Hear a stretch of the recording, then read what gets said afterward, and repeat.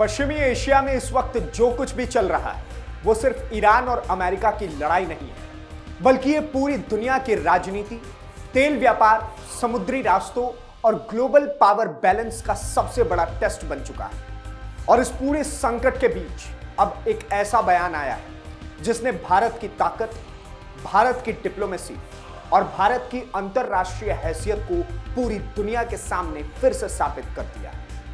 Iran के विदेश मंत्री अब्बास अरागची ने खुले मन से कहा कि भारत अब पश्चिमी एशिया में शांति लाने में बड़ी और निर्णायक भूमिका निभा सकता है। जी हां, वही भारत जिसे कभी दुनिया सिर्फ एक रीजनल पावर कहती थी, आज उसी भारत को ईरान जैसे बड़े देश ने पीस मेकर और मध्यस्थ के तौर पर आगे आने का न्योता दिया है। और सबसे बड़ी बात यह है कि एक समय ऐसा था जब पाकिस्तान खुद को इस्लामिक दुनिया का सबसे बड़ा खिलाड़ी बताता था, ईरान और अरब देशों के बीच खुद को पुल साबित करने की कोशिश करता था। लेकिन आज हालात ये हैं कि पाकिस्तान को लगभग तरीके से साइडलाइन कर दिया गया और भारत को आगे लाया जा रहा है, क्योंकि दुनिया अब समझ चुकी है कि पाकिस्तान सिर्फ बयान देता है जबकि भारत समाधान देता है। और यही वजह है कि ब्रिक्स सम्मेलन के दौरान दिल्ली पहुंचे ईरान के विदेश मंत्री ने न सिर्फ भारत की तारीफ की, बल्कि खुलकर कहा कि भारत अगर मध्यस्थता करना चाहता है, अगर शांति बहाली के लिए कोई भूमिका निभाना चाहे, तो ईरान उसका स्वागत करेगा। यानी साफ है कि अब दुनिया भारत को सिर्फ मार्केट या बाजार नहीं समझती, बल्कि भरोसेमंद ताकत के रूप में देखने लगी। और आज की इस रिपोर्ट में हम आपको बताएंगे कि आखिर क्यों ईरान ने भारत को इतना बड़ा ऑफर दिया, क्यों पाकिस्तान अब पूरी तरीके से हाशिए पर जा रहा है, कैसे चीन, अमेरिका, ईरान, सऊदी अरब और भारत के बीच नई कूटनीतिक बिसात बिछ रही है। और सबसे बड़ा सवाल, क्या आने वाले समय में भारत पश्चिमी एशिया का सबसे बड़ा शांति सूत्रधार बनने जा रहा है? नमस्कार, मैं नीतीश ठाकुर और आप देख रहे हैं कैपिटल टीवी। नई दिल्ली में ब्रिक्स विदेश मंत्रियों के साथ बैठक चल रही है। भारत मंडपम में दुनिया के कई बड़े देशों के प्रतिनिधि मौजूद हैं, लेकिन सबसे ज्यादा चर्चा जिस चेहरे की हो रही थी वो थे ईरान के विदेश मंत्री अब्बास अरागची, क्योंकि उनका यह दौरा ऐसे समय में हुआ जब ईरान और अमेरिका के बीच तनाव चरम सीमा पर है।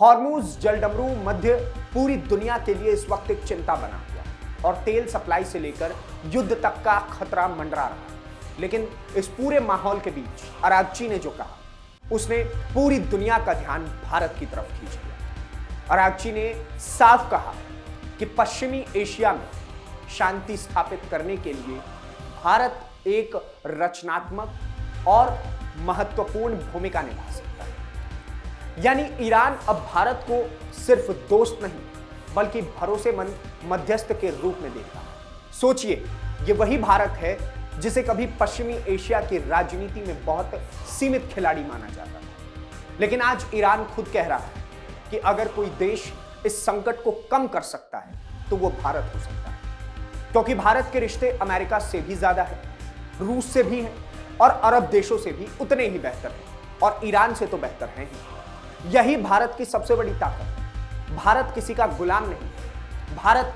किसी ब्लॉक की कठपुतली नहीं, भारत अपने हितों के हिसाब से दोस्ती करता है। और यही वजह है कि आज दुनिया भारत पर भरोसा कर रही है। अब आपको समझना होगा कि आखिर ईरान ने भारत को ही क्यों चुना है, पाकिस्तान को क्यों नहीं, तुर्की को क्यों नहीं, या किसी और इस्लामिक देश को क्यों नहीं? तो इसका जवाब सीधा है, भरोसा, ट्रस्ट। ईरान को पता है कि भारत कभी पीठ में छुरा नहीं घोंपता, भारत कभी दोहरा खेल नहीं खेलता, और भारत की विदेश नीति सिर्फ भाषणों पर नहीं चलती, जमीन पर किए हुए काम पर चलती। याद करिए, जब अमेरिका ने ईरान पर भारी प्रतिबंध लगाए, तब भी भारत ने चाबहार पोर्ट प्रोजेक्ट को छोड़ा नहीं। भारत लगातार ईरान के साथ संपर्क बना रहा था, और आज उसी भरोसे का नतीजा है कि ईरान भारत से खुलकर कह रहा है कि आइए और आप मध्यस्थता करिए, हम आपका स्वागत करेंगे। अरागची ने सिर्फ मध्यस्थता की बात नहीं की, उन्होंने ये भी कहा कि भारत को चाबहार बंदरगाह पर और तेजी से काम करना चाहिए, क्योंकि ईरान भारत को अपना रणनीतिक साझेदार मानता है। अब जरा समझिए कि चाबहार आखिर इतना महत्वपूर्ण क्यों है। चाबहार बंदरगाह सिर्फ एक पोर्ट नहीं, यह भारत के लिए पश्चिमी एशिया, मध्य एशिया और अफगानिस्तान तक पहुंचने का सबसे बड़ा दरवाजा। यही वो प्रोजेक्ट है जो पाकिस्तान के ग्वादर पोर्ट और चीन के बेल्ट एंड रोड प्रोजेक्ट को सीधी चुनौती देता है। और सबसे बड़ी बात, चाबहार भारत को पाकिस्तान के रास्ते के बिना अफगानिस्तान और मध्य एशिया तक पहुंचा सकता है। यानी पाकिस्तान की जियोग्राफिकल ब्लैकमेलिंग खत्म हो जाएगी। इसलिए पाकिस्तान हमेशा चाहता था कि भारत और ईरान के रिश्ते कमजोर पड़ जाएं। लेकिन हुआ उल्टा।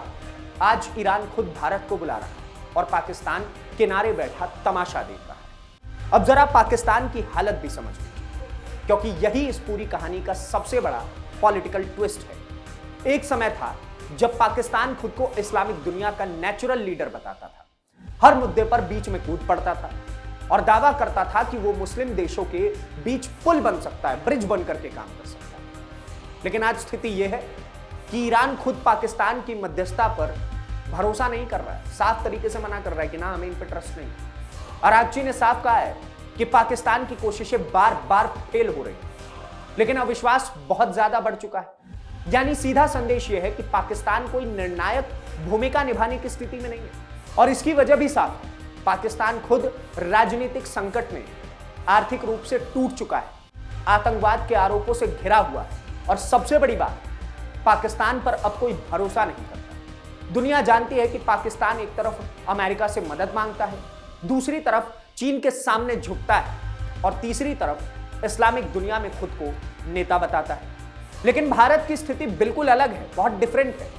भारत की बात अमेरिका भी सुनता है, रूस भी सुनता है, ईरान तो सुनता ही है और अब अरब देश भी सुन रहे हैं।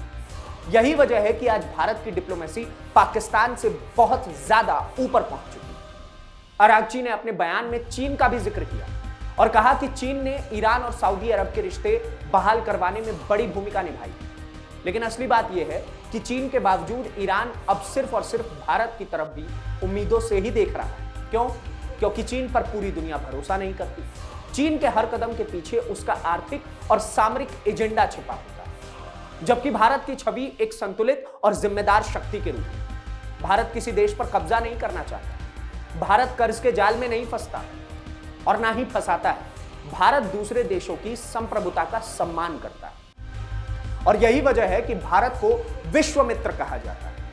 यही कारण है कि आज पश्चिमी एशिया में अगर कोई ऐसा देश है जो अमेरिका से भी बात कर सके, ईरान से भी बात कर सके, इजराइल से भी कर सके, अरब देशों से भी संपर्क साध सके, रूस के साथ भी अपना ट्रस्ट बिल्ड कर सके, तो वो केवल और केवल इंडिया है, भारत।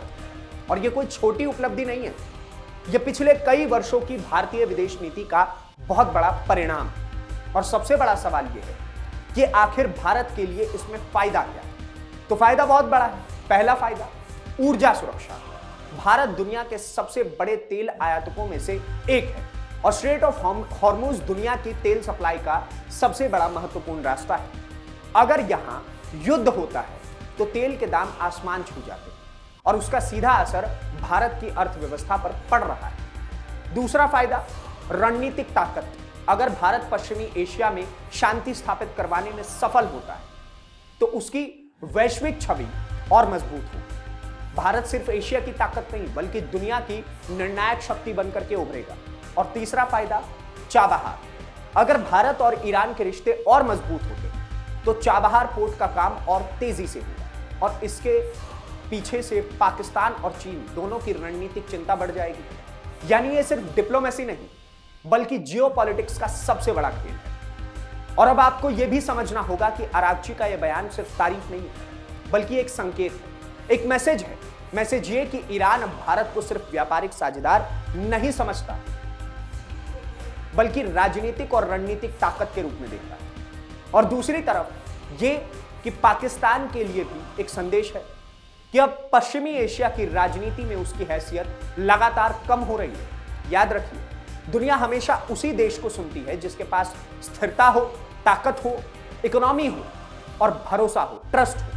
आज भारत के पास ये चारों चीजें हैं, पाकिस्तान के पास इसमें से एक भी नहीं है। और यही वजह है कि जब पश्चिमी एशिया जल रहा है तब दुनिया भारत की तरफ देख रही है। तो कुल मिलाकर ईरान के विदेश मंत्री अब्बास अरागची का भारत को दिया गया यह संदेश सिर्फ एक कूटनीतिक बयान नहीं है बल्कि यह बदलती हुई विश्व व्यवस्था का सबसे बड़ा संकेत है। एक तरफ पाकिस्तान जैसे देश हैं जो खुद को इस्लामिक दुनिया का नेता बता रहे हैं, लेकिन आज कोई उन्हें गंभीरता से ले ही नहीं। दूसरी तरफ भारत, जिसे ईरान जैसे बड़े देश शांति स्थापित करने के लिए आगे आने का न्योता दे रहे हैं। चाबहार से लेकर हॉर्मूज तक, ब्रिक्स से लेकर पश्चिमी एशिया तक, हर जगह भारत की भूमिका बढ़ती दिखाई दे रही है। और यही नया भारत है जो सिर्फ अपने लिए नहीं बल्कि पूरी दुनिया के लिए भरोसे का केंद्र बनता जा रहा है। अब देखना दिलचस्प होगा कि आने वाले समय में भारत इस मौके का इस्तेमाल कैसे करता है। क्या भारत वास्तव में पश्चिमी एशिया में एक बड़ी मध्यस्थ रूप में भूमिका निभाएगा? क्या चाबहार प्रोजेक्ट और ज्यादा स्पीड से उस पर काम होगा? और क्या पाकिस्तान पूरी तरह इस खेल से बाहर होता चला जाएगा?